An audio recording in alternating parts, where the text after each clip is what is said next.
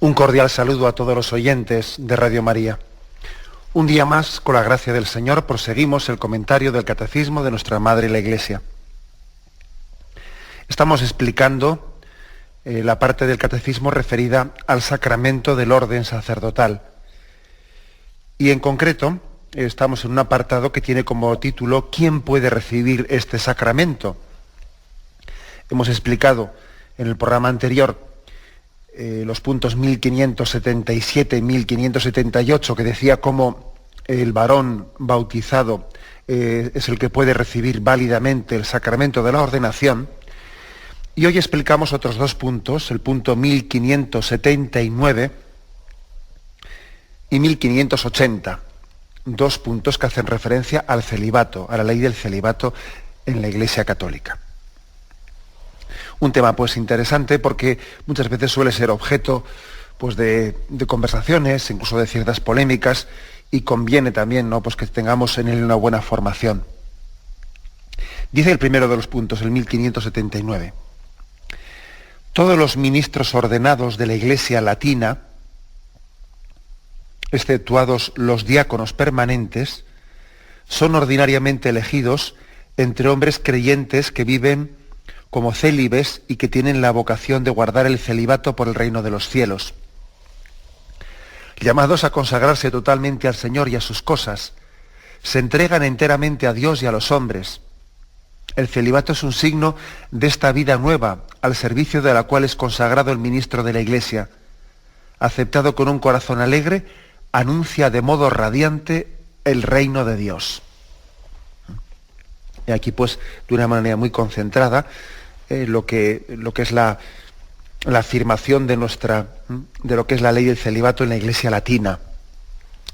Dice en la Iglesia latina, sabéis que también dentro de la Iglesia católica conviven otros ritos, aparte de la Iglesia latina, que tiene es el rito mayoritario, ¿no?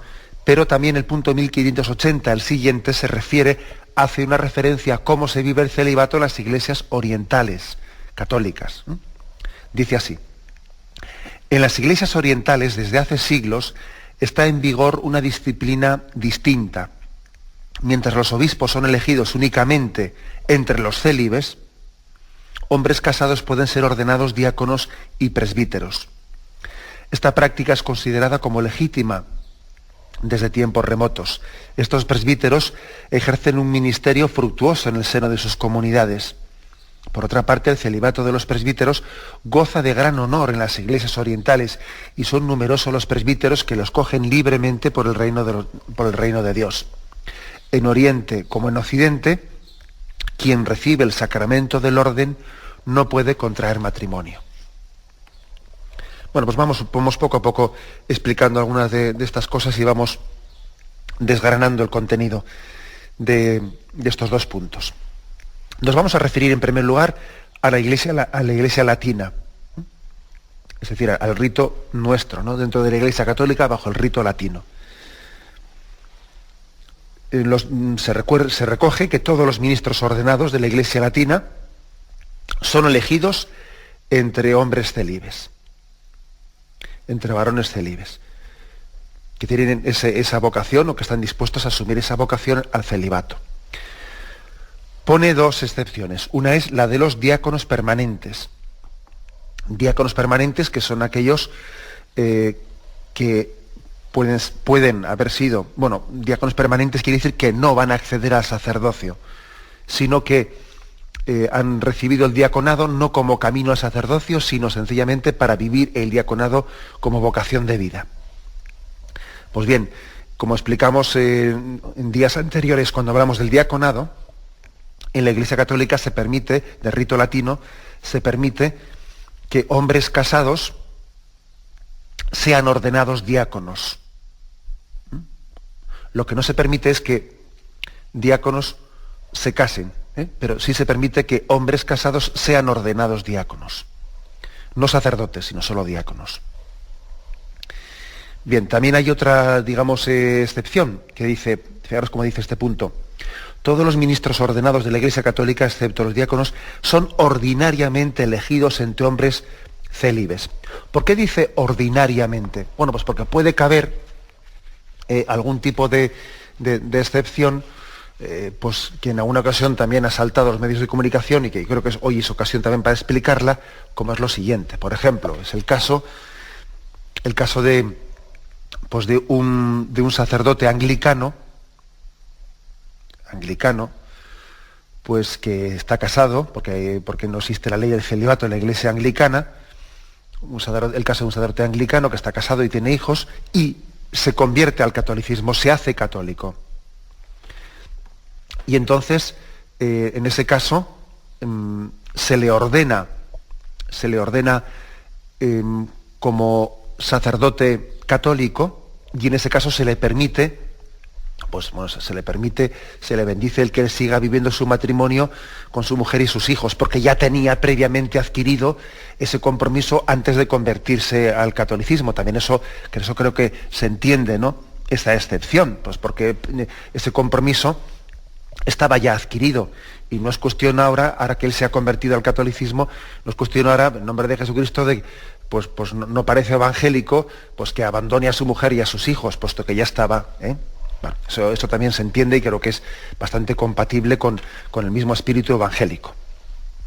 Bueno, pero salvo una excepción muy pues como esta, ¿no? Pues se dice que en la Iglesia católica de rito latino, los candidatos al sacerdocio pues se eligen entre aquellos que también han sido vocacionados para el celibato. Para el celibato. Bueno, pues este es el punto de partida. Un punto de partida para que comencemos a reflexionar pues sobre este aspecto. Bueno, lo primero que hay que decir es lo siguiente. La ley del celibato no tiene el mismo rango de fuerza. O sea, la prescripción de que los sacerdotes tienen que ser célibes no tiene el mismo rango de fuerza que el que explicamos el día anterior, de que los sacerdotes tienen que ser elegidos entre varones célibes. Perdón, entre varones bautizados. ¿Por qué? Pues porque eso de que Jesucristo eligió a los apóstoles entre varones es algo que viene del mismo Jesucristo, por tanto es algo de ley divina. De ley divina. La Iglesia no podría cambiar eso bajo ninguna circunstancia, porque es de ley divina, porque fue una elección del mismo Jesucristo. Sin embargo, el hecho de que los sacerdotes sean célibes es algo que no es de ley divina, sino que es de ley eclesiástica, porque Jesús, aunque vamos a ver también cómo recomendó el celibato, pero él no obligó a los apóstoles, no les obligó a la primera comunidad cristiana a vivir ya directamente el celibato. Por lo tanto, no es algo de ley divina, sino que es algo de ley eclesiástica, que con el paso de los siglos se ha ido poco a poco instituyendo. Por lo tanto, distingamos estas dos cosas. Tiene mayor rango la ley divina que la ley eclesiástica. Por supuesto, la ley divina no puede tener excepciones. Si Jesucristo eligió a los apóstoles entre varones, eso pues lógicamente no es que en el rito latino se hace así, en el rito oriental se hace de otra manera, no. Por eso en eso no hay excepciones entre todos aquellos que seguimos la tradición de Jesucristo. La Iglesia ortodoxa, los ritos orientales católicos, el rito latino, todos por supuesto mantenemos a rajatabla eso de que los sacerdotes son elegidos entre varones. ¿Por qué? Porque eso fue el mismo Jesucristo quien lo eligió y eso es de ley divina. Queda claro. Ahora alguno puede preguntar, ¿y cómo es que hay ese lío de que en algunos ritos hay sacerdotes casados allí en Oriente y aquí, sin embargo, en Occidente no hay? ¿Cómo es que hay ese lío y esa división? Hombre, pues esa división de ritos y de costumbres y de tradiciones tiene la razón de ser de que es algo que no es de ley divina, que no fue el mismo Jesucristo el que así lo obligó desde el principio, sino que ha sido una ley eclesiástica, y según las distintas tradiciones eclesiásticas ha tenido evoluciones distintas en Oriente y en Occidente. O sea que he aquí por qué hay una cuestión pues que al ser de ley divina, pues lógicamente es seguida a rajatabla tanto en Oriente como en Occidente, y por qué la otra que es la del celibato, al ser algo de ley eclesiástica, pues es seguido con tradiciones y de formas distintas en Oriente y en Occidente. Es bueno distinguir una cosa de la otra. Ahora, también aquí podría haber otra cosa que conviene matizar, ¿no? Y es que alguno piensa, bueno, pues si es de ley eclesiástica y no es de ley divina, entonces es algo que total puede cambiar, ¿no? Porque total es una cosa de los hombres, y entonces parece que eso no preserva un valor que haya que, que sea sustancial, que haya que cuidar, ¿no? No, pues tampoco es eso. Tampoco es eso, porque hay leyes eclesiásticas que están tutelando un valor muy grande que el mismo Jesucristo predicó. Por lo tanto, difícilmente va a cambiar una ley eclesiástica en la medida que ha sido una ley que nos ha permitido adecuarnos más al ideal de Jesucristo. Y de hecho, aunque no en todas las tradiciones y no en todos los lugares se viva la misma ley del celibato que vivimos nosotros aquí, es un hecho que en todas las iglesias, también las orientales, se aprecia el celibato, aunque sea con tradiciones distintas, pero se aprecia en todos los sitios. Porque, por ejemplo, también en las iglesias orientales, allí se exige el celibato para los obispos. Todos los obispos tienen que ser célibes. Y, por ejemplo, también en las iglesias orientales, donde no hay la ley del celibato como la nuestra, aunque a los casados se les permite hacerse sacerdotes, a los sacerdotes no se les permite casarse. Luego, de alguna manera, también están apreciando el celibato, aunque tengan tradiciones y formas distintas de vivirlo.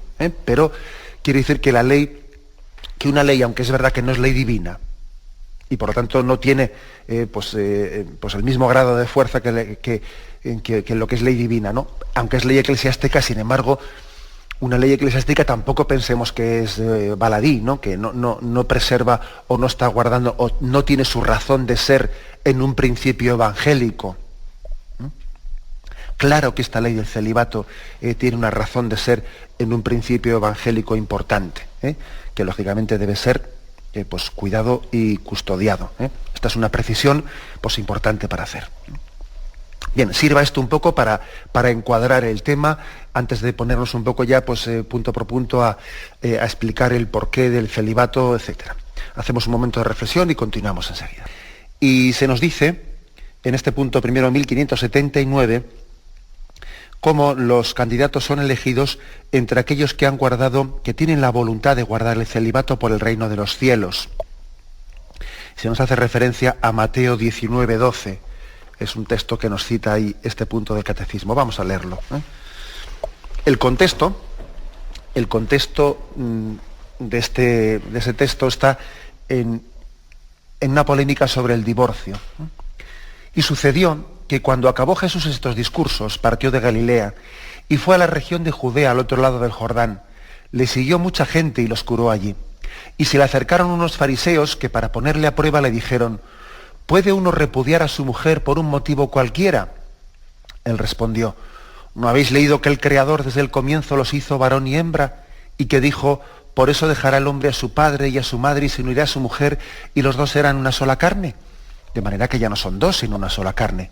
Pues bien, lo que Dios unió, que no lo separe el hombre. Dícenle: pues ¿por qué Moisés prescribió dar acta de repudio, de divorcio y repudiarla? Díceles: Moisés, teniendo en cuenta la dureza de vuestro corazón, os permitió repudiar a vuestras mujeres, pero al principio no fue así. Ahora bien, os digo que quien repudia a su mujer y se case con otra comete adulterio. Dícele sus discípulos: si tal es la condición del hombre respecto de la mujer, no trae cuenta casarse. Fijaros bien, que acostumbrados estaban, ¿no?, ellos a despreciar la unión del matrimonio, ¿no? Si tal es la condición del hombre respecto de su mujer, no trae cuenta casarse. Pero él les dijo: no todos entienden este lenguaje, sino aquellos a quienes se les ha concedido. Porque hay eunucos que nacieron así del seno materno, y hay eunucos que se hicieron tales a sí mismos por el reino de los cielos. Quien pueda entender, que entienda. Aquí, fijaros, se refiere Jesús, habla de los eunucos, haciendo referencia a aquellos que han recibido el don del celibato. Es, por tanto, una referencia de Jesús a los que han recibido el don del celibato. Y utiliza esta referencia en un texto en el que, cuando se escandalizan los discípulos de que Jesús exige la indisolubilidad del matrimonio y condena el divorcio frente a la tradición en la que Moisés lo había permitido, y dijo: al principio Dios los creó hombre y mujer y uno para otro, y se escandalizan de esa exigencia, ¿no? Y dice: este lenguaje únicamente lo entienden aquellos a quienes se les ha concedido, es decir, Dios concede la gracia, Dios concede la gracia de vivir el matrimonio en indisolubilidad. Es una gracia, pues porque como la naturaleza humana está herida por el pecado, tenemos una tendencia muy grande a la ruptura, ¿no? Y dice: este lenguaje solamente lo entienden aquellos a quienes se les ha concedido. Por lo tanto, vivir el matrimonio en indisolubilidad es una gracia de Dios. Dios concede esa gracia. Y comparando con esto, en el versículo siguiente, en el versículo 12, dice: como también Dios les ha concedido a los eunucos, a los que han recibido el don del celibato, esa gracia. Por lo tanto, fijaros, aquí Jesús habla del celibato como una gracia, de poder vivir esa consagración, esa especie de desposorio con el Señor, sin vivir el matrimonio en esta vida. Es una gracia que concede a algunos. Una afirmación importante, pues que ya pone las bases para el celibato. Claro, no olvidemos que Jesús, él fue célibe. Jesús, él vivió pues su mesianismo, y la expresión y la revelación de su persona la vivió en el celibato. Lo que quiere decir, pues, que Dios Padre y él mismo y el Espíritu Santo entendieron que el celibato era una forma más adecuada en la encarnación de Jesucristo para revelar y descubrir lo que él debería de expresar al mundo.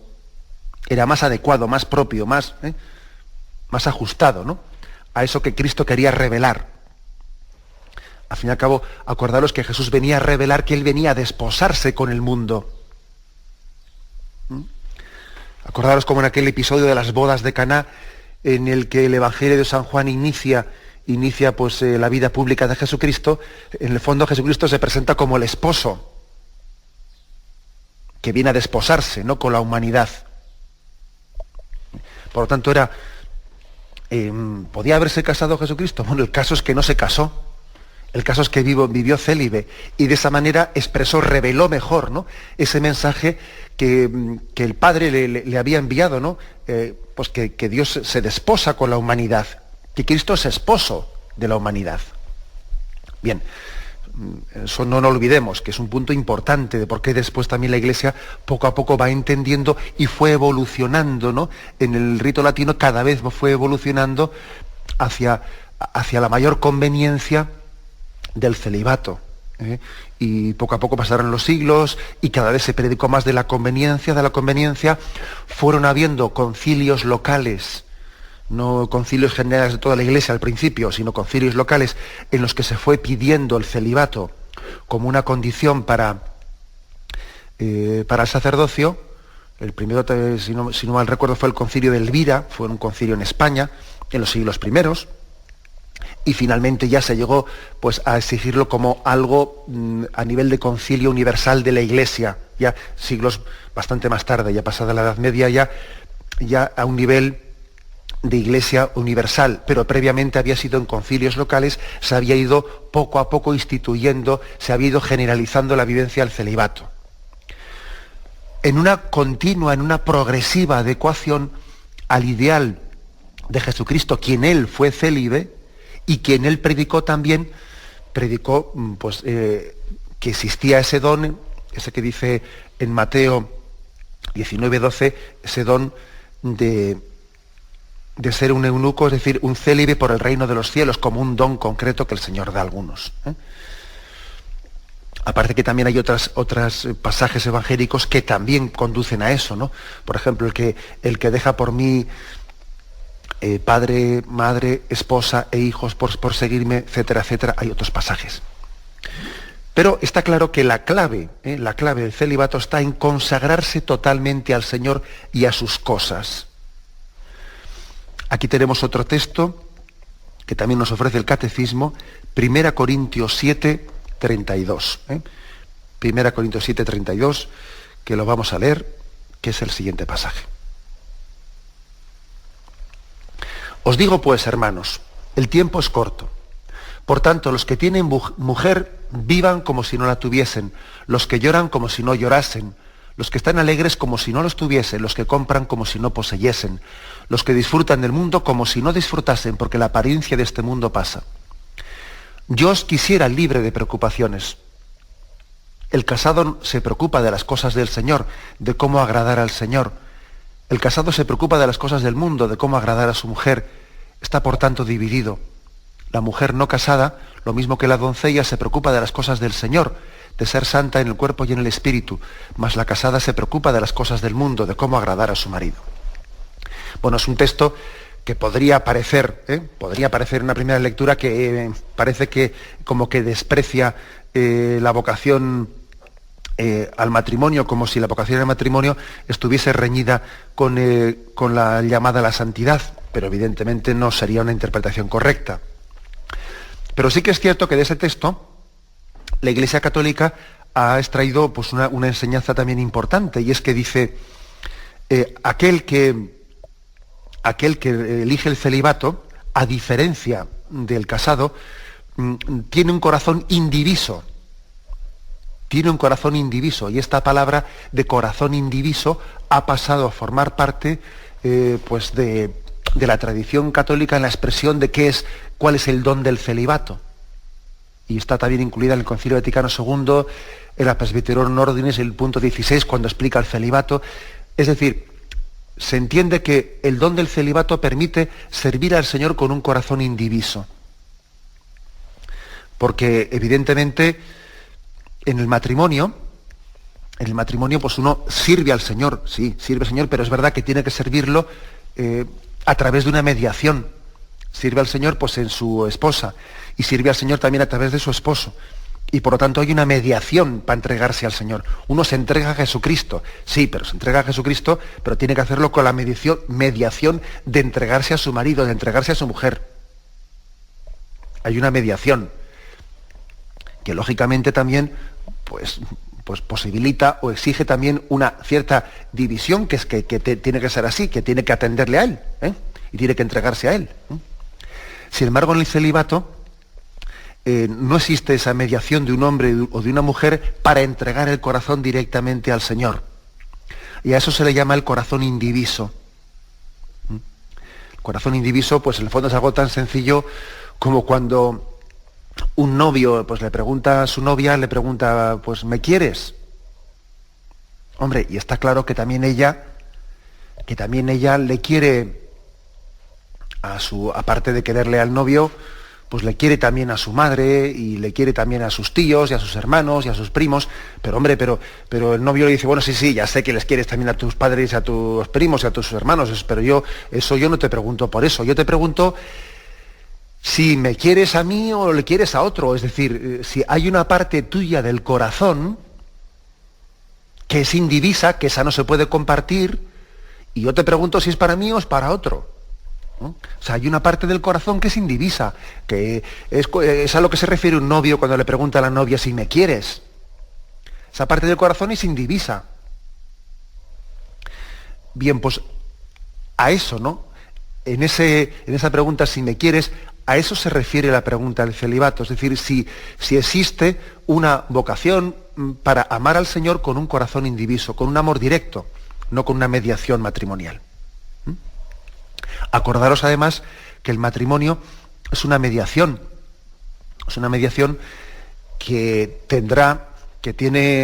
está limitada a esta vida, que en la siguiente vida, tal y como Jesús nos dijo, no habrá marido ni mujer. Es decir, en la siguiente vida el corazón se entregará directamente al Señor sin que uno tenga necesidad del amor de su marido y de su mujer como tiene necesidad en esta vida. para ser feliz. Eso no quiere decir que en la otra vida uno no siga amando a su marido y a su mujer y a sus hijos y a sus seres queridos. Por supuesto que puede amar, en Dios uno ama a todos en la otra vida, pero no tiene ese grado de necesidad, de mediación que tiene en esta vida, ¿no? En esta vida el esposo no sabe vivir sin su esposa, o la esposa no sabe vivir sin su esposo, ¿no? Hay un grado de necesidad afectiva, ¿no? Uno no se imagina su felicidad, sin su esposo, sin su esposa. Bien, ese grado de necesidad, no existe la otra vida, sino que uno entrega su corazón directamente al Señor. Bueno, pues hecha esta precisión, por eso aquí se explica eso del corazón indiviso. Del corazón indiviso se dice que es un don para una entrega al Señor, y una entrega que es, como vamos a explicar, totalmente fructífera al servicio de los demás. Estas es un poco las bases. Ahora vamos a dar algunos pasos más en la explicación. Tenemos un momento de reflexión. Estamos explicando en este programa del Catecismo de la Iglesia Católica los puntos del Catecismo referidos a la explicación de la ley del celibato en la Iglesia latina y también de cómo se vive en las iglesias orientales. Puntos importantes y prácticos de cara a entender lo que es también el sacramento del orden sacerdotal. Pues bien, nos dice el Catecismo, se remite a la Presbyterorum Ordinis, a uno de los documentos del Concilio Vaticano II, donde en el punto 16 se dice que el celibato es signo y estímulo de caridad pastoral y fuente de fecundidad espiritual en el mundo. Es evidente que el celibato hace a los sacerdotes fecundos espiritualmente ante el mundo. De hecho, a mí me llama la atención el hecho de que, pues, en la tradición popularmente el pueblo se ha referido a las personas consagradas, se ha referido con el término padre o madre.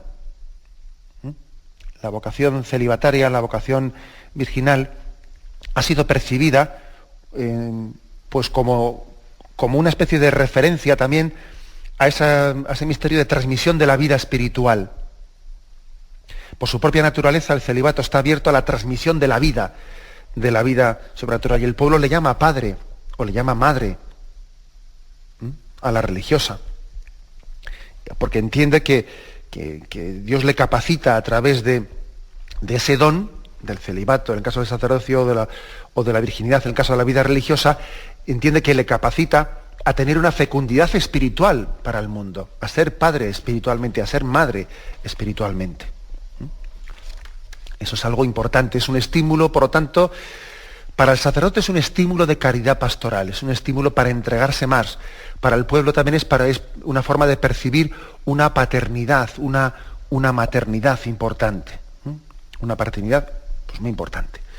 Y es evidente que el concilio no tenía en absoluto ninguna intención de cambiar distintas disciplinas que existiesen en las iglesias orientales, ¿no? Pero quería afirmar que el celibato tiene mucha conformidad con el sacerdocio, es muy adecuado.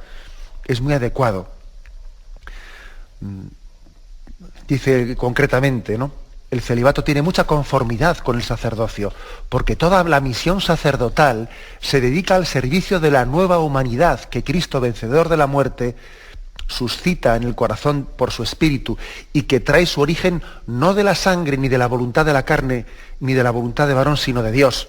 Es decir, que Cristo viene a predicar un reino nuevo que tiene su origen, pues, no en la carne y la sangre, sino en el amor de Dios. Y eso también está manifestado en lo que es en el celibato. Cuando alguien procede no por amor carnal, sino procede por un amor puramente espiritual.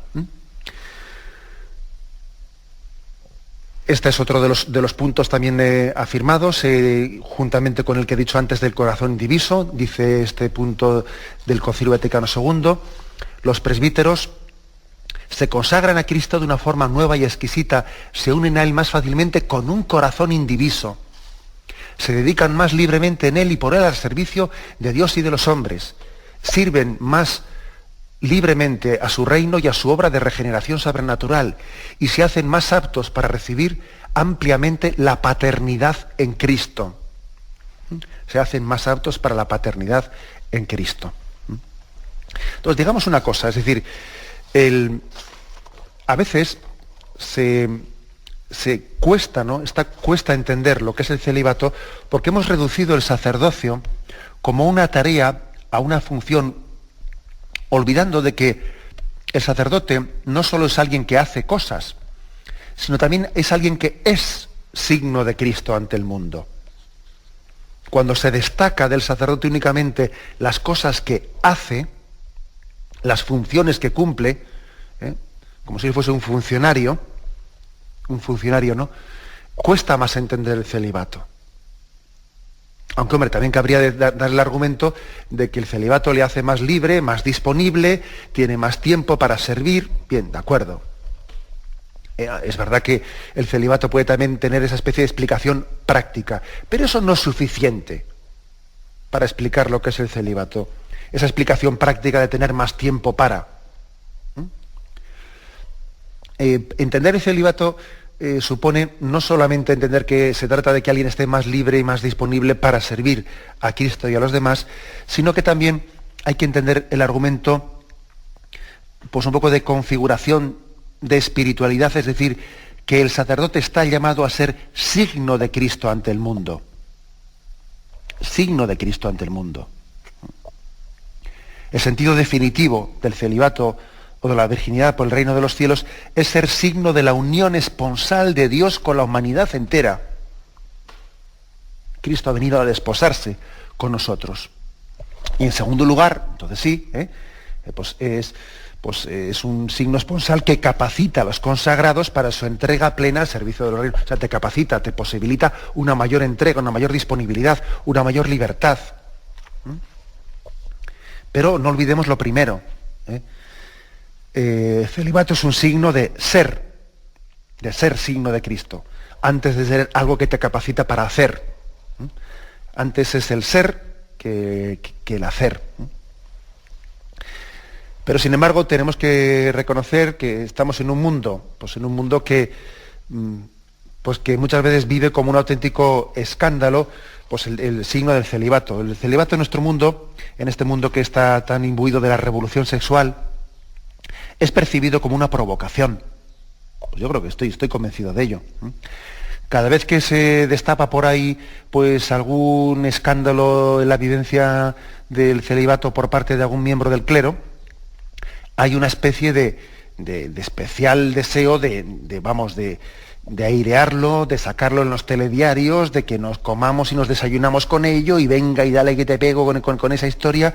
¿Por qué? Porque en el fondo es una especie como de autodefensa de un mundo imbuido de esa especie de revolución sexual que piensa que este mundo únicamente es movido por el sexo, por el dinero y por el poder, y que siente como una provocación el que la Iglesia se viva el celibato como un signo delante del mundo. Eso lo siente como una provocación. De la misma manera que también sienten como una provocación aquellos que están totalmente están totalmente imbuidos del Dios dinero, que son súbditos del dinero, pues sienten como un escándalo el que haya personas que se consagren a la pobreza evangélica y que vivan pobremente. Eso les irrita, les molesta a aquellos que están subyugados como fieles súbditos del Dios dinero. Les molesta que haya gente pobre. Pues también a los que están totalmente imbuidos del Dios del sexo, pues les molesta, les irrita el que también la Iglesia proponga ante el mundo el celibato como un signo, ¿no? Y por lo tanto se gozan y se frotan las manos especialmente cada vez que pueda surgir pues algún escándalo concreto en algún lugar del mundo, y lo sacan a los medios de comunicación y dale que te pego con ello, ¿no? Pues fijaros lo siguiente, a veces en las críticas sostenidas contra el celibato se ha argumentado que es injusto obligar a abrazar el celibato a quien quiera elegir el sacerdocio, ¿no? A veces eso se le ha achacado a la Iglesia. Bueno, pero ¿qué pasa? ¿No es injusto? O sea, al que quiera elegir el sacerdocio tiene obligación, ¿no?, de elegir de abrazar el celibato. Pero claro, el que dice eso está ignorando las palabras de Cristo, eso de que no sois vosotros los que me habéis elegido a mí, sino que soy yo el que os he elegido a vosotros. Es decir, el sacerdocio no es una opción tuya, sino que es una vocación, es una llamada de Dios. El sacerdocio no es una forma de vida, sino que es una llamada de Cristo que te identifica con Él. Y Cristo llama a través de su Iglesia. Y Cristo también, el que dijo, lo que atéis en la tierra quedará atado en el cielo, lo que desatéis en la tierra quedará desatado en el cielo. Cristo, en perfecta conjunción con su Iglesia, Cristo, en nuestra Iglesia latina, da la vocación al celibato a aquellos a quienes llama al sacerdocio. Cristo da la vocación al celibato a aquellos a los que llama al sacerdocio. No lo dudemos. Porque es que es Él mismo el que llama. El sacerdocio no es una especie de elección tuya, es Él el que llama. Hay algunos que piensan, bueno, es que mira, si el celibato fuese opcional, pues entonces seguro que no habría esos escándalos que se viven por ahí de que un sacerdote ha tenido un hijo con una, lo que sea, pues seguro que esos escándalos no se producirían si no hubiese celibato. Dice, ya, seguro. Habría otro tipo de escándalos, como que un sacerdote casado se divorcia y se casa con otra. O tiene un maltrato a su mujer. Habría otro tipo de escándalos. Porque los problemas, los escándalos que ocurren, no tienen su causa, su motivo en el celibato. Eso tengámoslo muy claro. Los pecados de los sacerdotes no tienen su causa en el celibato, en absoluto. La causa de esos pecados está en la infidelidad, en el seguimiento de Jesucristo. Y esas infidelidades en el seguimiento de Jesucristo se manifestarán igual si está casado, cometiendo pecados como casado, o igual si es célibe, cometiendo pecados como célibe. Pero las causas de esas infidelidades que puede cometer un sacerdote está en su infidelidad en seguimiento de Jesucristo. Eso que nos quede claro, que nadie nos venda, ¿no? Nos venda pues esa milonga, ¿no? de que el celibato es el problema. ¿Qué va a ser el celibato el problema? El problema está en nuestra infidelidad en el seguimiento a Jesucristo. Eso creo que es algo importantísimo. Es más, permitidme que diga una cosa. Es que yo creo, y por supuesto, no me entendáis que esta es la razón por la que la Iglesia Católica, pues en el rito latino pone la ley del celibato. Pero aunque sea un argumento práctico que voy a decir, que no sea el motivo por el que la Iglesia legisle, ¿no? Pero es que yo creo que la ley del celibato nos preserva en gran manera del acceso al sacerdocio poco vocacionado, que podría ocurrir perfectamente en muchos lugares, que el acceso al sacerdocio, pues si no fuese por el celibato, pues podría ocurrir que hubiese muchas personas sin una verdadera vocación que se acercasen al sacerdocio meramente como una profesión, especialmente en aquellos lugares donde el sacerdocio pues es vivido con un cierto prestigio social. Pues imaginaros, por ejemplo, en África o en otros lugares, pues bendito sea Dios que existe el celibato, la ley de celibato, porque podría ocurrir que hubiese montones de personas que acudiesen al sacerdocio sin una verdadera vocación. Es un buen filtro, entre otras cosas, ¿no? Aunque no sea ese el motivo, ¿no?, por el que la Iglesia al paso de los siglos lo haya ido poniendo. O sea que yo creo que tenemos que tener capacidad crítica frente a esas críticas, pues yo diría ligeras, ¿no?, y sin consistencia que se hacen contra el celibato. No podemos olvidar que Cristo fue célibe y que, por lo tanto, la historia de la Iglesia, en honor a la verdad, hay que decir que se ha ido adecuando cada vez más a ese modelo de Jesucristo y a esas palabras suyas en las que él hablaba de la conveniencia, de ese corazón indiviso al servicio del reino de Dios. Y dicho esto, remarco el que, según dice el punto 1580, nosotros en absoluto decimos que no consideremos también absolutamente santas las tradiciones irrespetables, las tradiciones orientales, donde hay una disciplina distinta con respecto al celibato. Pero ojo, aunque la disciplina sea distinta, como he dicho antes, también se aprecia el celibato en las iglesias orientales. También se aprecia el celibato. Y la prueba es que los obispos pues tienen que ser elegidos únicamente entre los célibes, y la prueba es que aquellos que han sido ordenados sacerdotes ya no pueden casarse, Porque digamos y uno puede decir, bueno, ¿y cómo se explica eso de que el casado, en la tradición oriental, el casado puede hacerse sacerdote, pero el sacerdote ya no puede casarse?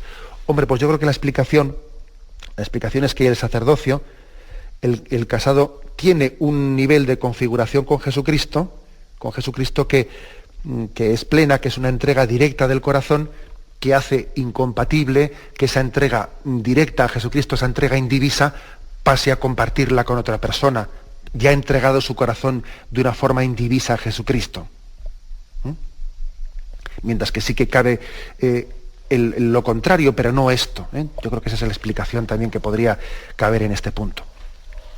Pero en definitiva, amando y respetando todas las tradiciones dentro de la Iglesia Católica, entendemos que el celibato es una ley eclesiástica que con el paso de los siglos ha ido tomando pues, progresivamente más fuerza, y por lo tanto y al mismo tiempo entendemos que es una ley que nos ha ido adecuando más al ideal evangélico que es configurarnos con Jesucristo, quien fue célibe y quien a través también de esa vivencia en celibato expresó lo que era el amor de Dios que se desposa con la humanidad. Dejamos aquí esta explicación. Me despido con la bendición de Dios Todopoderoso, Padre, Hijo y Espíritu Santo, descienda sobre vosotros. Alabado sea Jesucristo.